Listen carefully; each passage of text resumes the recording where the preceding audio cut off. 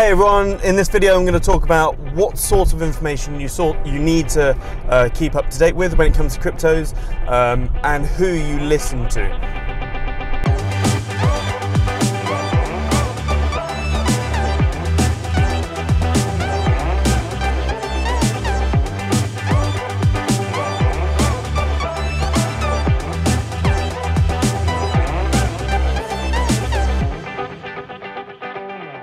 The crypto space has grown quite large since 2017. We've had the massive bull run of 2017, we had the massive crash of 2018 pretty much, and we have all sorts of people. Now unfortunately during the 2017 bull market, it's basically attracted millions and millions of people that have never invested in their lives, ever, like never ever.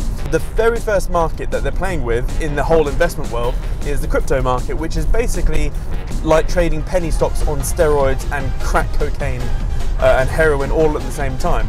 And basically there's still loads of people living off that dopamine type kick, or they're very depressed with all sorts of negative emotions from the getting in at all-time highs.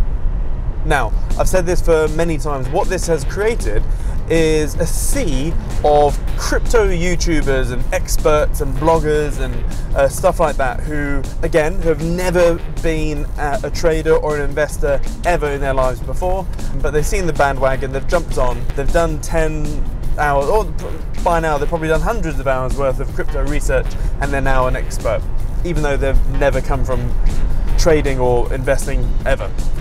And the thing is, if you look on YouTube, nearly every massive crypto YouTuber is just that. They are simply what I would say an investing amateur. They've never invested before.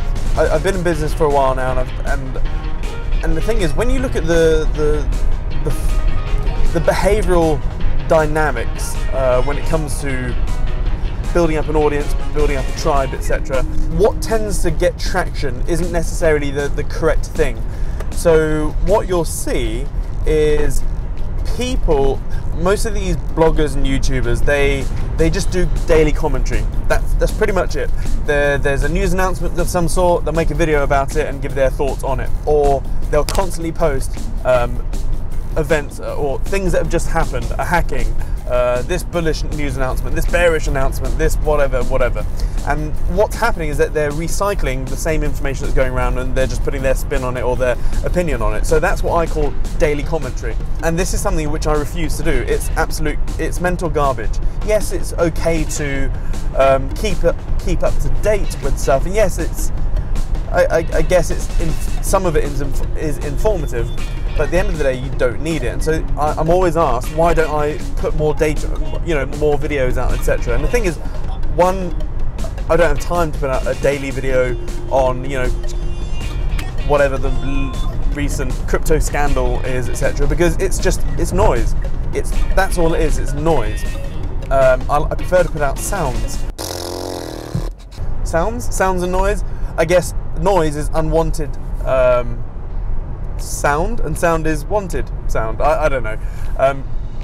What I do for my followers, well, when I say followers, my students, is yes, I'm quite infrequent with my crypto updates, but when I do an update, it's because there's an actionable thing coming on, because I'm looking at this from an investment point of view / trading. I'm not doing daily commentary. So the next time you're listening to a video, first of all, you have to understand, what do they do before cryptos?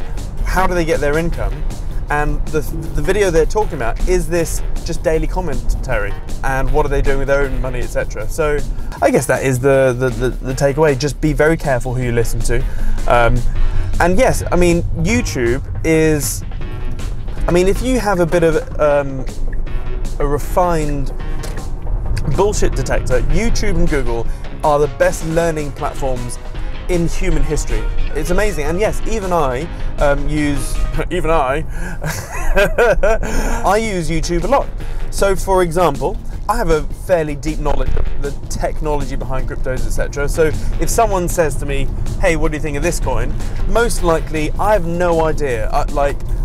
There's 1,650 different cryptos at the moment. There's roughly 2,000 plus cryptos coming online every year. One, it's stupid and pointless to try and keep up up to track and know what every single crypto there is, because 90% of them won't exist in 2 years' time or 3 years' time, and so it's silly. So if there is a random, I don't know, let's call it X coin, and I want to know a little bit more just to get under the bonnet, yes, I will go to YouTube and type what is X coin or X coin lowdown or summary or whatever, and no doubt you'll find some sort of crypto YouTuber, whatever, talking about X coin, and then they'll just be going through the website and showing you the key things. And because I know about the tech, I have a deeper understanding, I'll know what the coin is about, and if it's something which does pique my interest, I'll then go and read the white paper, and that's when I'll fully understand it. So yeah, I'll sort of use YouTube and maybe a couple of crypto. I'm subscribed to a couple of crypto YouTubers. Haven't got a clue what their names are. There's one guy who I think was like a 19-year-old who put his whole life savings into cryptos and started a blog, and he's now like one of the, I think, the UK's biggest crypto blogger or whatever, vlogger. Yes, that's all he does.